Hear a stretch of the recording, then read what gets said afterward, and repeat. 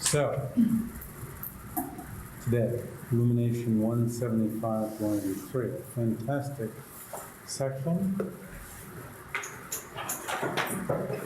I say fantastic because there are lines in here that John Avedon, who's doing the spiritual autobiography of the Dalai Lama, and has 1,600 pages or so already. In it, his holiness speaks about a line which he was reading. I think it was reading. It may have been that was reflecting on it. Reflecting while he was reading, in any case, in which he was stunned. And, a lot of insight into emptiness, and was even pained in his heart, a physical pain for a few days. So I've got the medics on call, and it's in this section. And it happens to be a section that Nguyen Langden, one of the former abbots of the Tantric College of Lower Lhasa, who escaped with the Dalai Lama, repeated to me one day when I was walking out of his room in Wisconsin. And for me, really, it was, I wasn't pain in my heart for 3 days, but it was a mild stroke of lightning. It's really, and then the Dalai Lama repeated that line, you see, because now I understand why he repeated it. One day when I had an audience with him, he, recited that line from memory, and which Nguyen Langden was doing with me as I was leaving the room. And at least some measure of the meaning of it was like, truly being stunned. And the Dalai Lama mentioned it to me, and I just sort of played dumb. Like, yeah, sure. Whereas I suppose if I had said, oh yeah, that, and then just honestly related what had happened to me, we might have had a very interesting conversation. But maybe we're still wrong.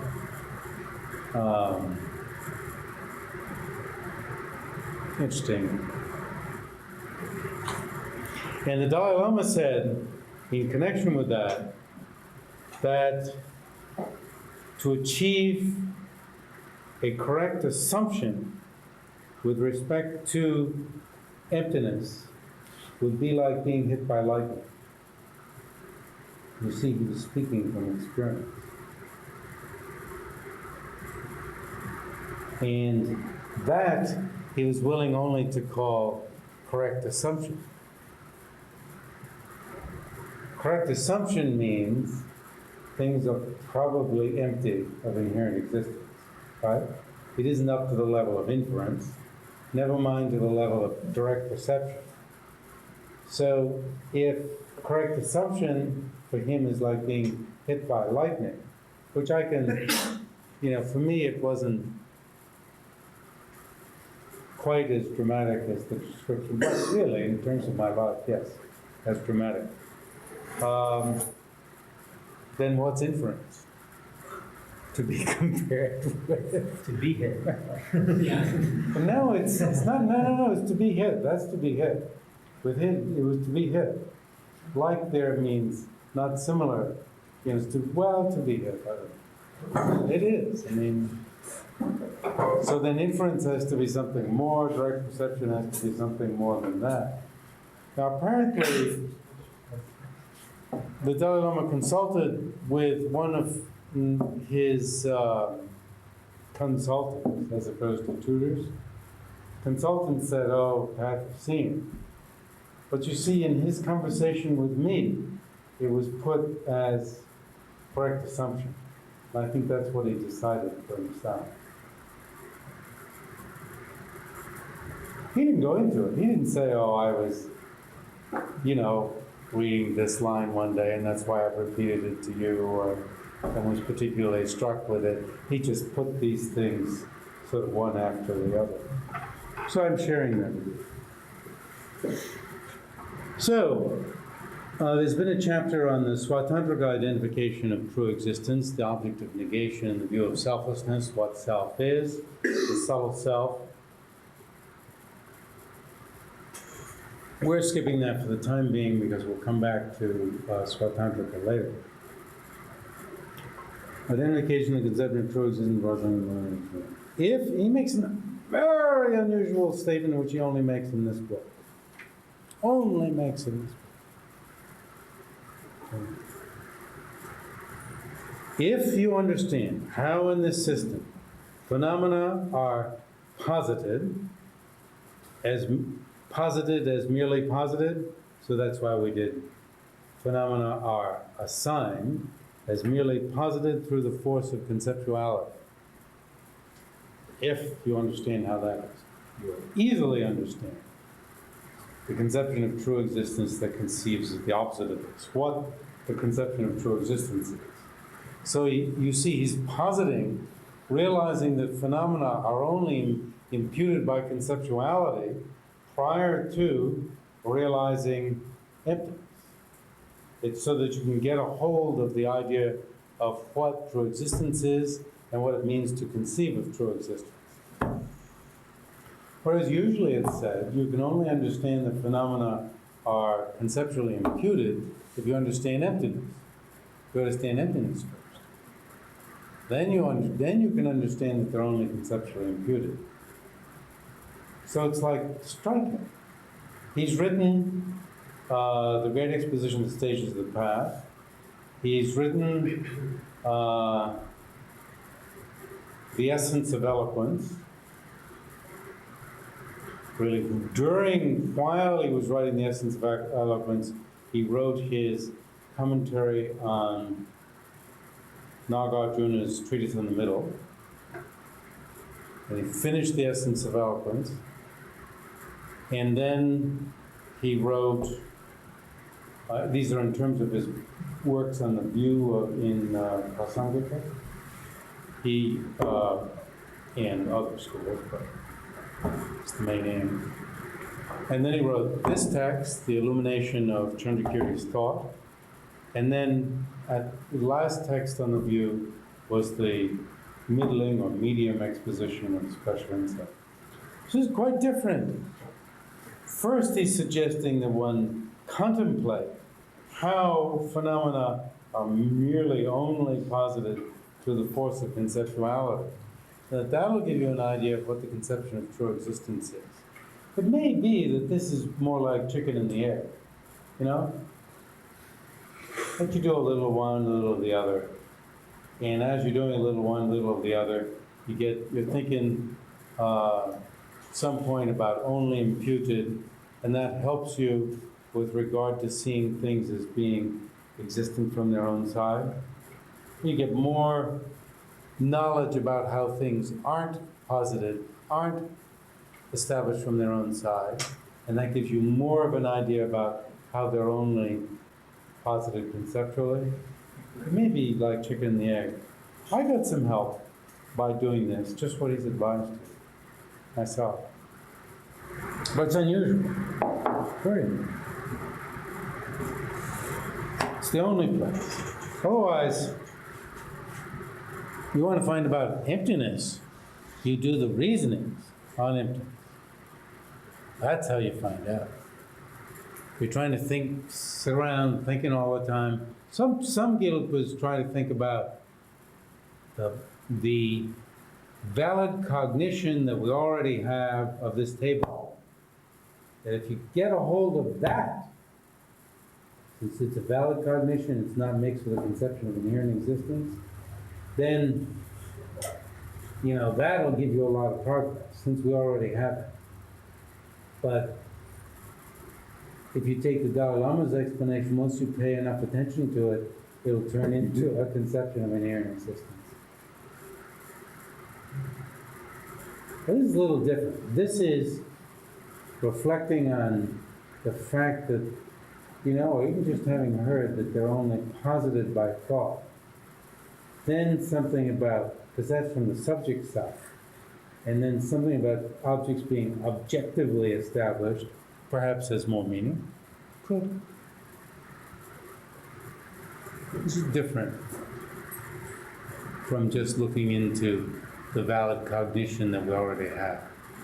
I don't think that's helps much at all myself. I mean, he never says that.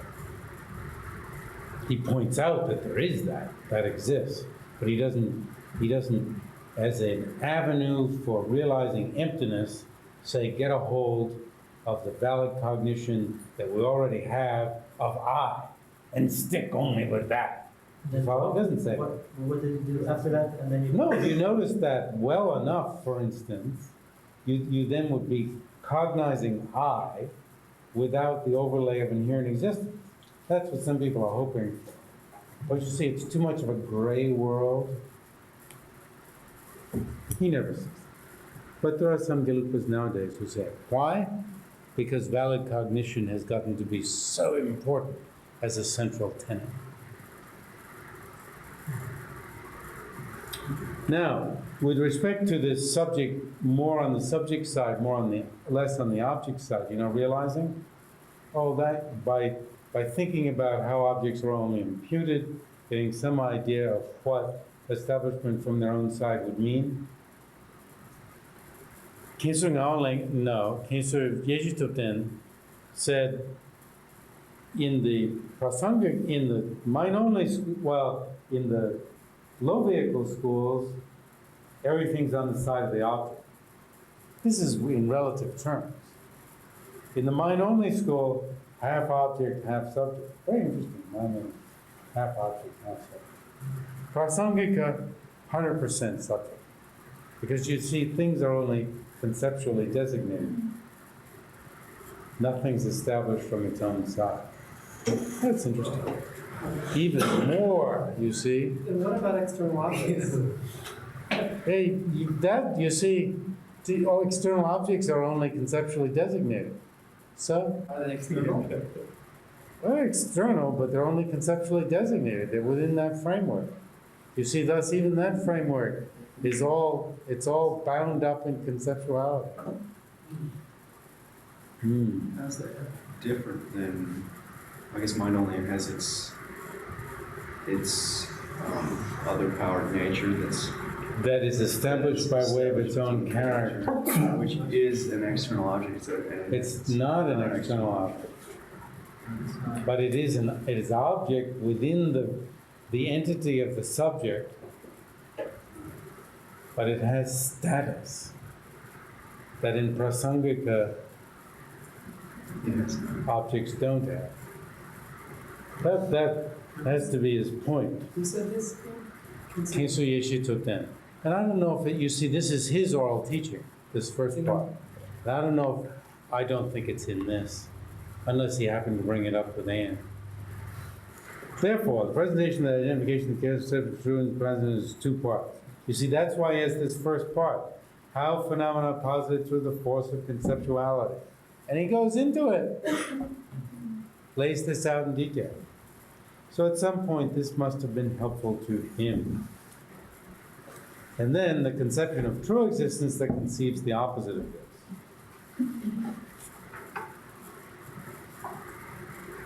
So there's citation from Sutra, then from Nagarjuna,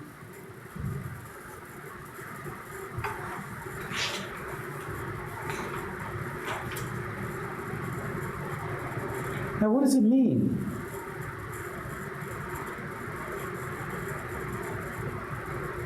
For instance, Aryadeva, since desire and so forth, are you with me? Page 176. Do not exist without conceptuality.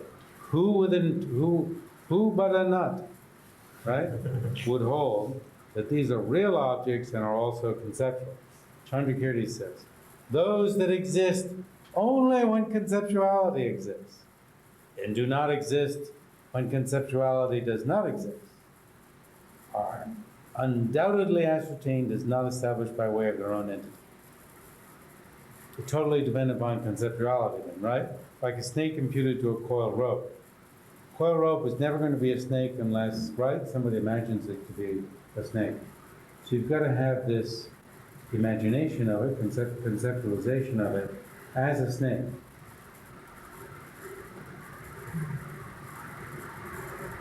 Did they ever get into So now, what about, does that mean for every object there's a conceptual consciousness that apprehends it? And it won't exist until that conceptual consciousness exists? Is that what it means?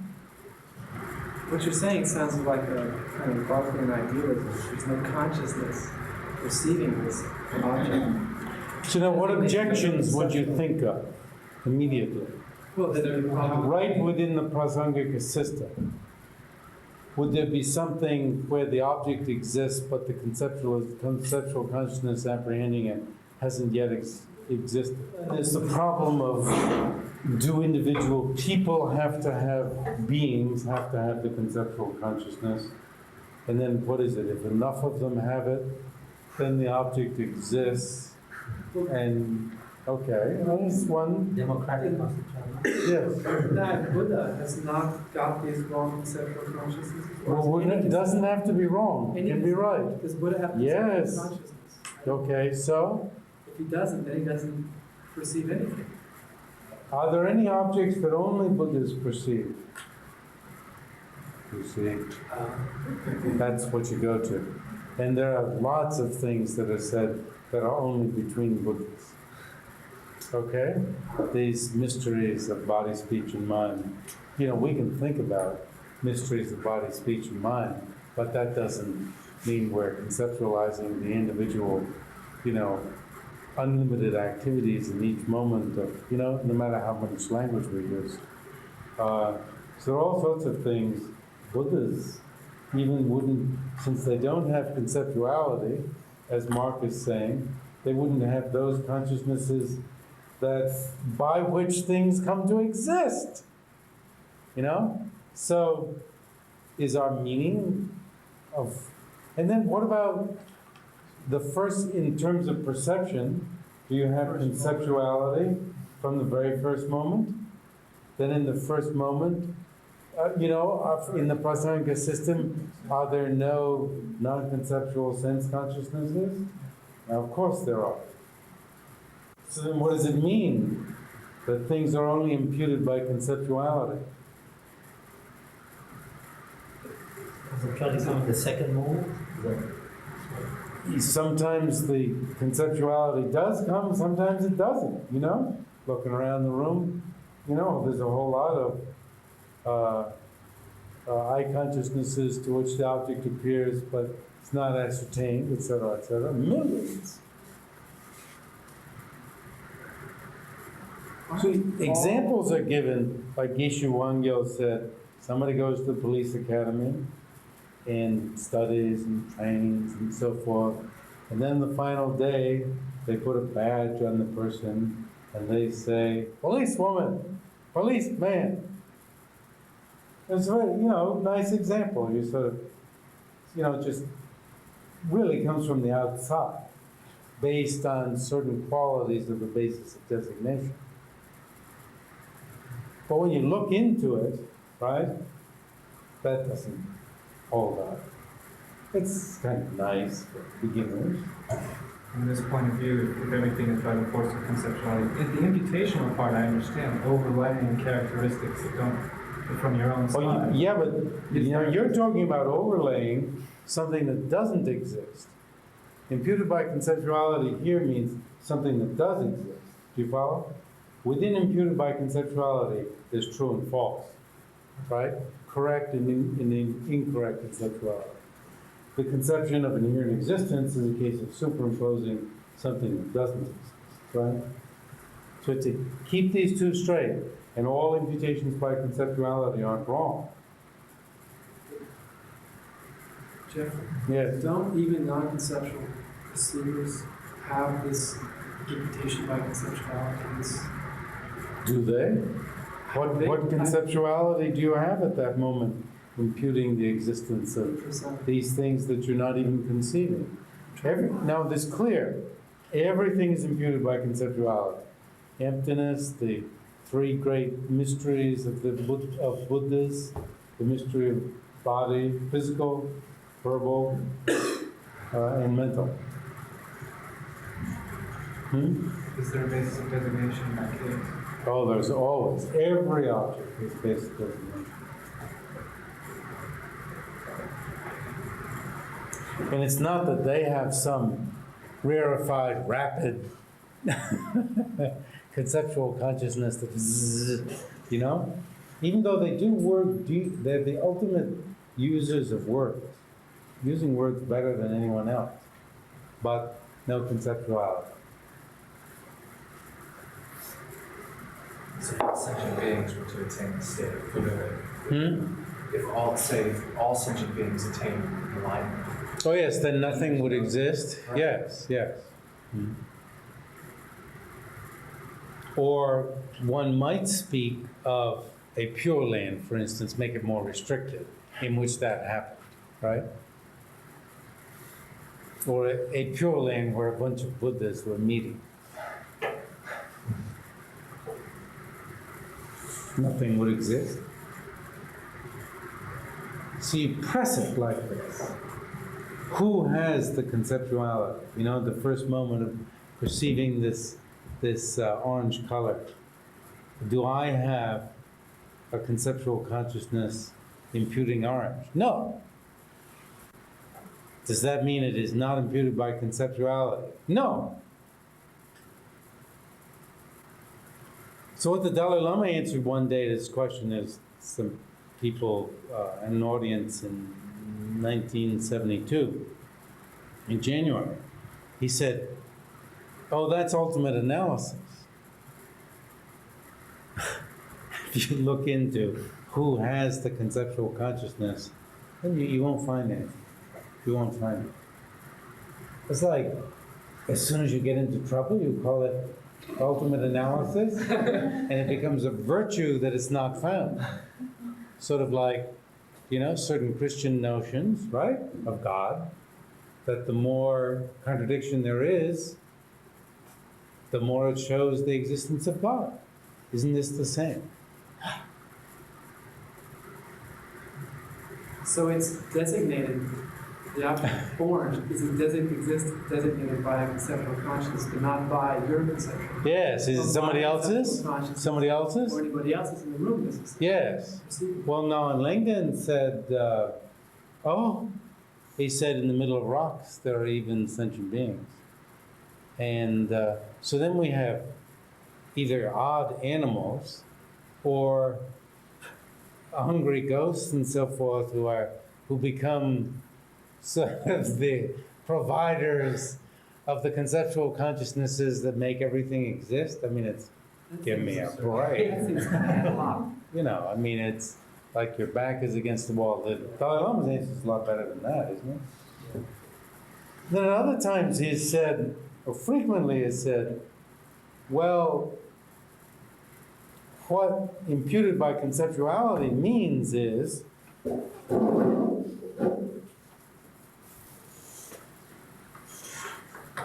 things exist, and either they're inherently existent or they're conceptually imputed.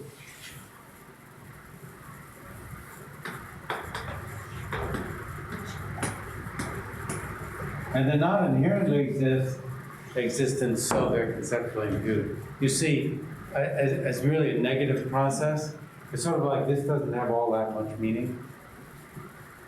You only have two choices, and so you eliminate this one, so you have to choose that one. Well, now that's my point.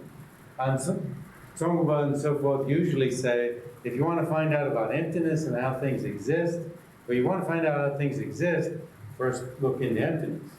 As far as conceptual imputation goes, okay? First look into emptiness.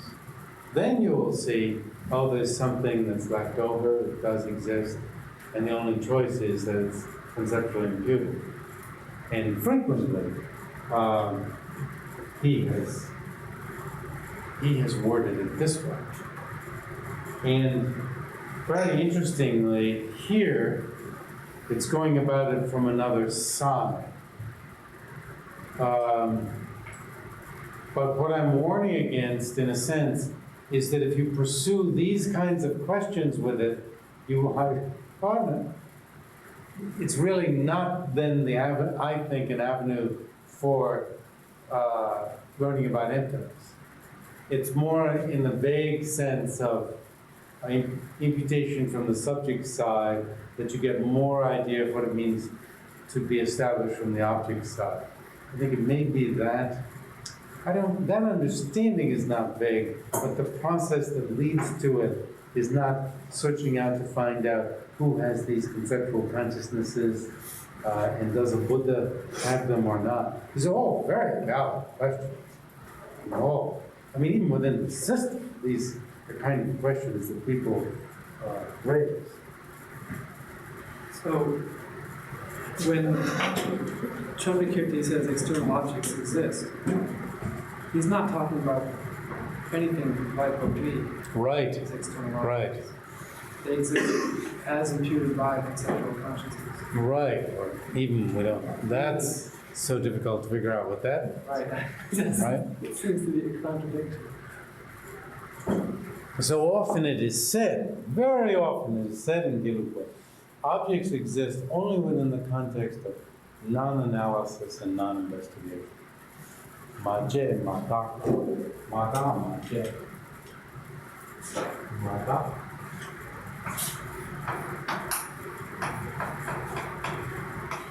Madhyamaka conventionally exists. So it's conventionally without investigation analysis. And I sort of played a joke on one of my teachers before I was going to India. It's a student of Noam Leibniz. I was studying with him in Germany, 3 months. It's really an incredible scholar. And I said, oh no, objects are to be posited, understood within analysis. Now you see, what they're saying is, for instance, on going and coming, the analysis is it going on the area yet to be gone over, already gone over, being gone over. You see, within that context, you cannot posit any going. Going is going to have to be posited with another level of mind, whatever that level is. So that's what madhyamaka means. Not in the context of analysis. However, what you're supposed to do is analyze, not find, and then see, act subsequent to that realization. See objects as like illusions. So that illusory-like appearance can occur only after analysis, the proper one. So thus what I said was, objects are to be posited upon having analyzed, And he enjoyed the subtlety greatly. He said, oh, I was on my way to India. When you get to South India, mention that to people. Meaning they'll enjoy it. They'll realize, you see, how much you know. Because at first, and even he was, no. So you see, some people take this statement, madhyamaka, and think, oh, our normal state now is without analyzing and investigating. You see? And they start thinking that this hallows that state. And it doesn't. What you're supposed to do is develop an understanding of objects as like illusion, which can only be done by analyzing, investigating, realizing emptiness, and then seeing objects again. So this, they've over-applied, they've overextended the meaning of that statement.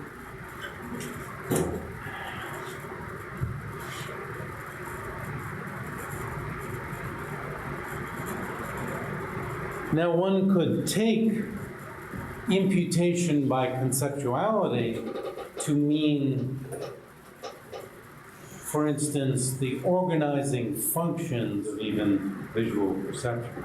Right? that don't admit to actually an object being there, but visual perception itself organizing an object on a non-conceptual level. That may be part of what the Prasāṅgikas mean when they say imputed by conceptuality.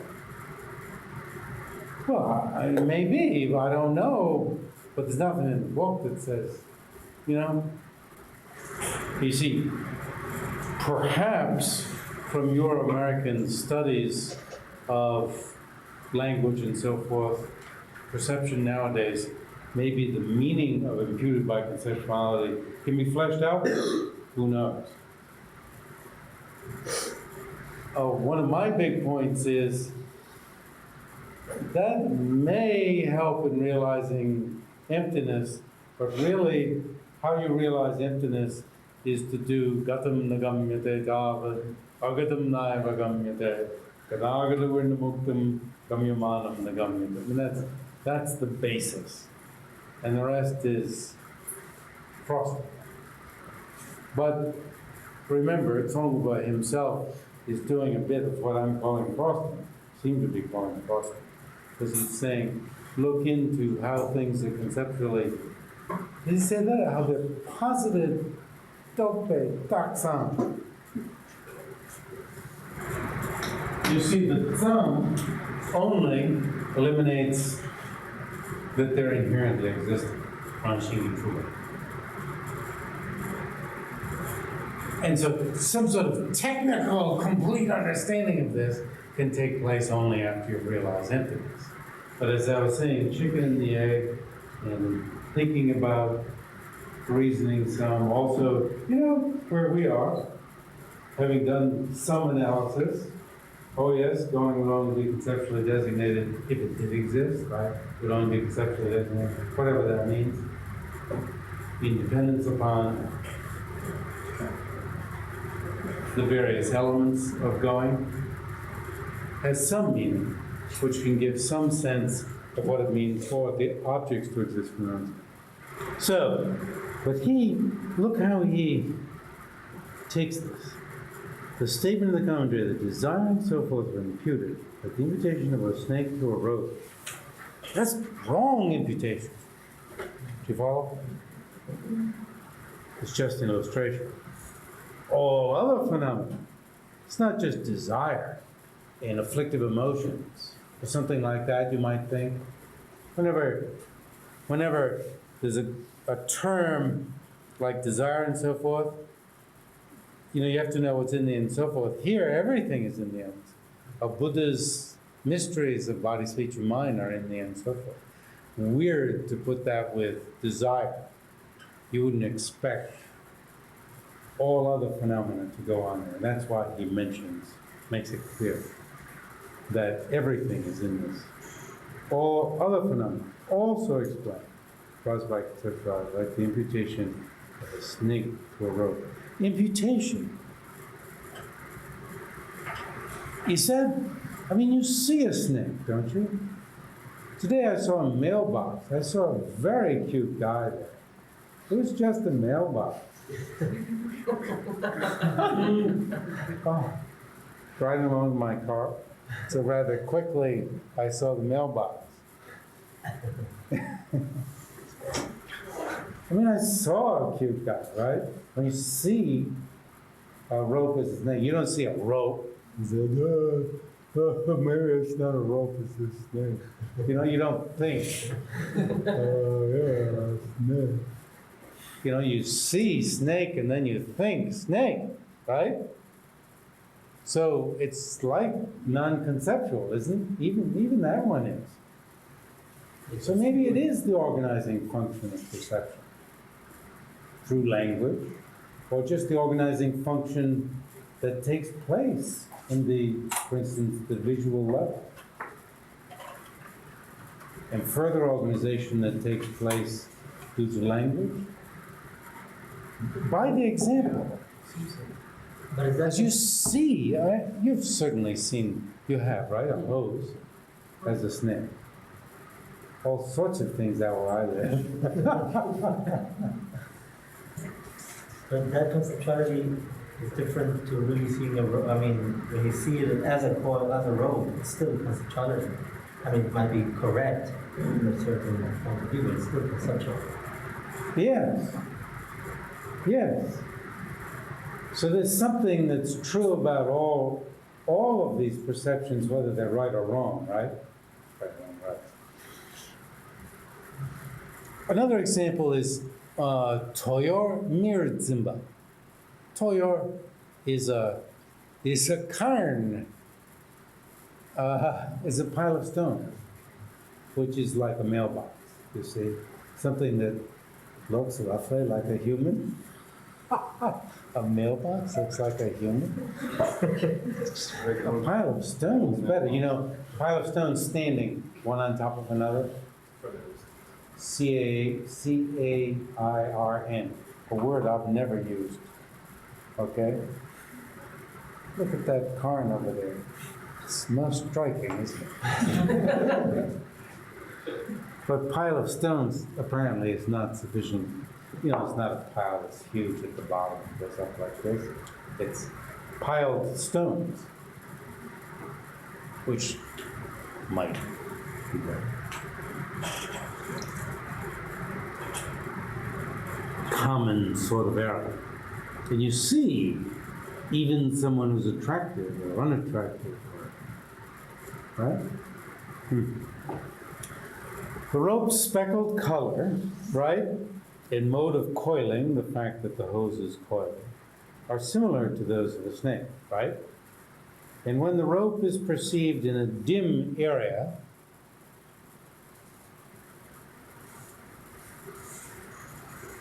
usually there's some dimness or you're not close enough, the thought arises, this is a snake. Well, give me a break. The thought arises, this is a snake upon seeing a snake. As for the rope, at that time, I don't think this next, when it is imputed to be a snake, not needed. Unneeded brackets being added in on. Should I blame it on him? I don't know whether I added it in or should. I wouldn't add it in today.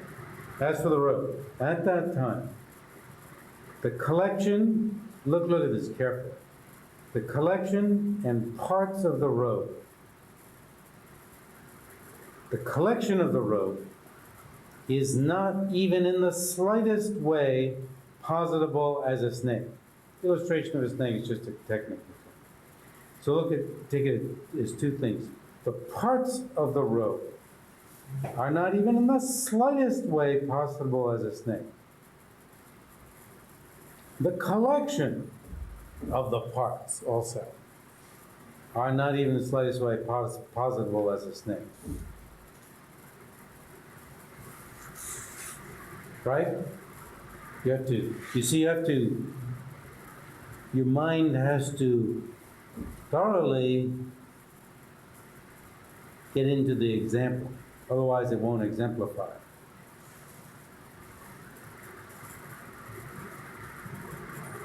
How many strands does the rope have? Let's say it has 3. First strand is a snake. Second strand, snake. No. Look at that rope. You know, it's like now you've got light on the rope. A strand is not a snake. B strand is not a snake. C strand is not a snake. The whole thing together is not a snake. The whole thing over time, no matter how you want to look at it, non-snake. Thoroughly, completely.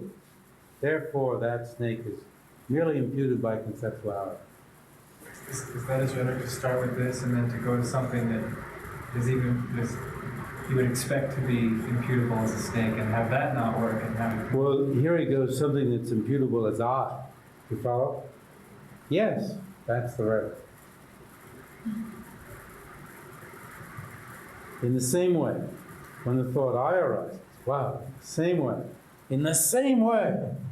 In the same way. What? In the same way.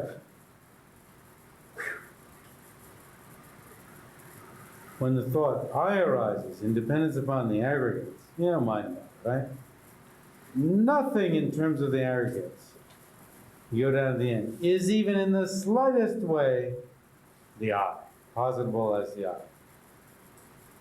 Nothing in terms of the aggregates. And he goes through it. Not the collection, which is continual with the early and later moments. So collection over time, not the collection of the parts at one time. What? Now we're looking at this. Nor the parts, nor individually. Mind, body, eye consciousness, ear consciousness, nose consciousness, tongue consciousness, body consciousness, mental consciousness. Not any of those is the I. Not the body, not the trunk.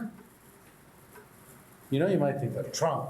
Oh, you can get rid of the head. You know, your thought may be that at the time. Silly, get rid of the head and still have a person, but you might think that. Or maybe the trunk and the head, cut the arms. You know, even, you wouldn't even have to get into cut them off. Just, they don't really matter that much, you'd think. Not this. Or if you got a great pitching arm or something, right? The arm is the person. Not any of them. This one or that one, up, down, wherever, is even in the slightest way positable as I. That's the paragraph.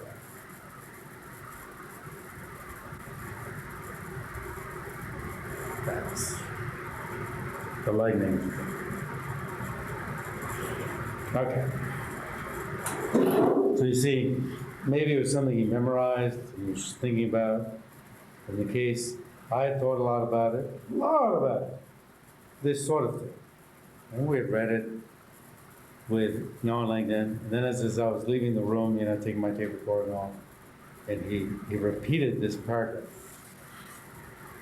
And then it goes on. He mentions there's nothing that's an entity different from the parts of the aggregates, right? But I mean, the real qualm, the real sense that there is an I is going to take place here. The rest of it is, sometimes people do the different entity first, right? Because that's sort of extraneous, get rid of that. Then you can just concentrate on this. Or the whole is there's nothing in the parts stream, the whole is apprehendable. You know, you might look through and say, well, there isn't any I here, therefore it must be different. A lot of Hindu systems. It's not this, not this, not this, not this.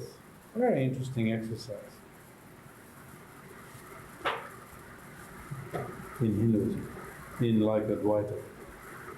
The I is merely positive in the I, oh, it does jump. That means conceptuality and depends on the action, not established right. Nagarjuna says being is not earth, it's not these hard things. You see, a person is not earth, meaning these hard things in the body. Not water, all these fluid elements. Fire, temperature. Wind, the 5 root, 5, what do you say? Primary and 5 secondary. The winds that perform the functions of talking, stretching, defecating, urinating, menstruating, what do you call it? Ejaculating. Nor space. Space here means the empty places of the body. Without empty places, the body can't function. You know, in the gut and so forth. Not consciousness, he says, and not all of them. You would think it was all of the collection. And then he says, what being is there other than these? Meaning, there is no being that is separate from all. I love this. Yes.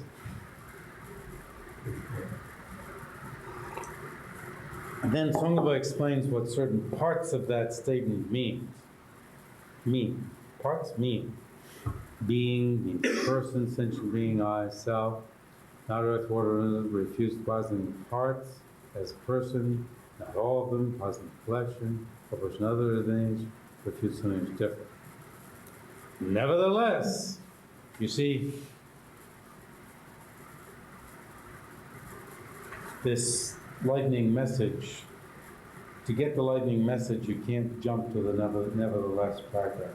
And actually what you stay with is that it is not that persons are not asserted to exist.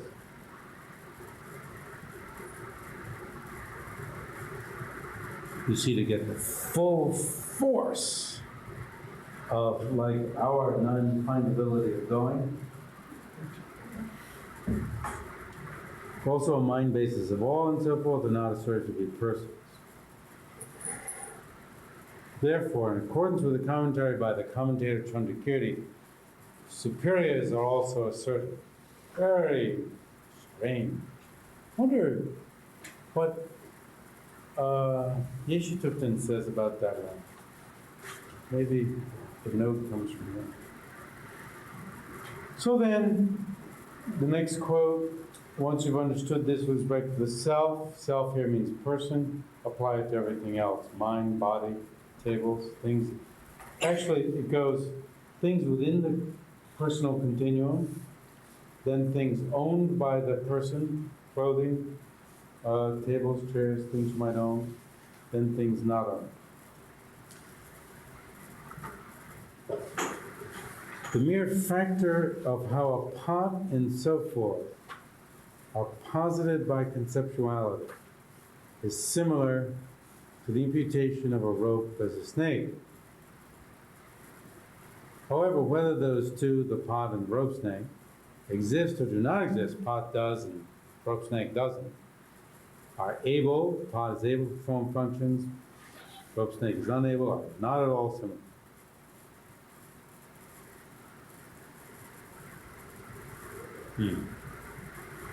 Etc., etc.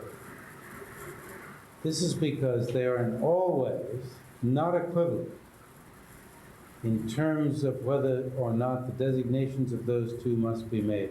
Well, I guess you must make the definition of a pot but not of a rope snake as existing. It's a good question. Tanya tse gerba tanmi gerba. Tanya tse gerba, tse means che. Whether you must make the designation or not. Must.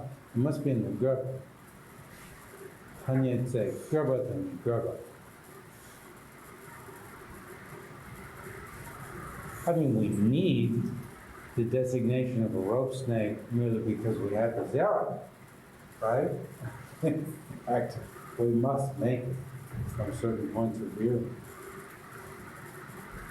The other part is not so bad. Whether or not making those designations is invalidated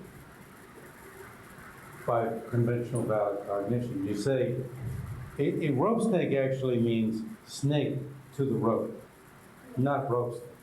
Snake to the rope. You get a flashlight and a stick and you poke around. That designation of snake there is invalidated. Whereas designation of a snake with a proper base of designation, that can't be invalidated by getting a flashlight and poking at it, right? Yeah. That part of the sentence you can understand. It's the other, first part, right? Tanya tse gerba tanmi gerba.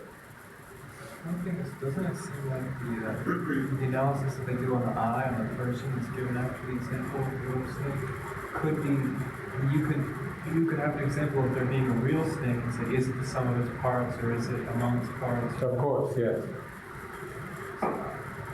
But you see, it's all but clearer when you impute a snake to a rope. Is it? That not anything there is the snake. Do you follow? Yeah. An example has to be something easier to understand than the exemplified. I mean, of course, the problem with the example is that you would think, of course none of these are, and not really sink your mind into it and realize that all of these little parts of the rope are not snake, all of the parts together are not snake, all of the parts over time are not, you say, oh, of course, get on to the point. But also we're just going back and saying that there is a difference between saying that this rope Oh, yes. and Because one can perform the functions and the other can't perform the functions. But, But the eye can perform functions. That's why I think excuse me? the eye can, well. Yes, it can. perform functions. Absolutely. It's some kind of rope snake, we just used it, it's for part of the function. But that, it's very interesting. There are places where Candrakīrti speaks about false designations performing functions. But false as if the thing truly exists, I mean. Well, can a rope snake perform the function of providing venom to use in medicine? Okay? Well, not all snakes can do that. Oh, well, don't. What I was going to say is, be willing to admit the little things. It's the big one you don't want to admit, okay? At least compared to a snake that has venom. It can't perform that sort of function. It can't bite you. Now what you want to say is that it can scare the shit out of you, right? That's the function it's performing. Just to me, my particular premise, it seems like there might be objections when we get to the eye. You say, well, the eye isn't like a rope snake. I mean, it's, Oh yes, you know. that's why people can't realize it. That's why they're not hit by lightning. You don't just automatically carry it over. You probably have to have done some analysis, you see, with respect to finding eye. And then by putting it together with the example, you see how much it's not findable. So you probably have to have the sevenfold reasoning, work on it for 5 years for it to work. But that's not going to help your problem. I'm not pretending that. I think if you read in Candrakīrti's Madhyamaka-avatāra itself, you'll get some support for your view.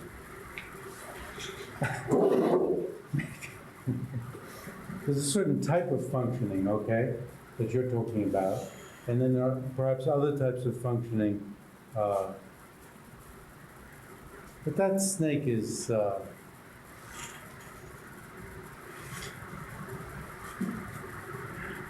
I think that's what they're thinking in terms of snake. Usually talk about venom in medicine and so forth. Yes. Would a conventional valid cognizer find a snake on the basis of designation of a snake, but not find it on the basis of designation of a rope? Well, you see, if it looks into whether the snake is the collection of its parts or the individual parts, then it's no longer a conventional valid cognition. It's a reasoning, it's a reasoning consciousness analyzing the ultimate. But even conventionally, a snake is not the collection of its parts or any over time, at one particular time, or one particular part, even conventionally. So then even conventionally doesn't mean even stupidly, you see. It's said to be a unique assertion in the Prasāṅgika school. Even conventionally, a snake is not findable among its parts, findable under this kind of analysis.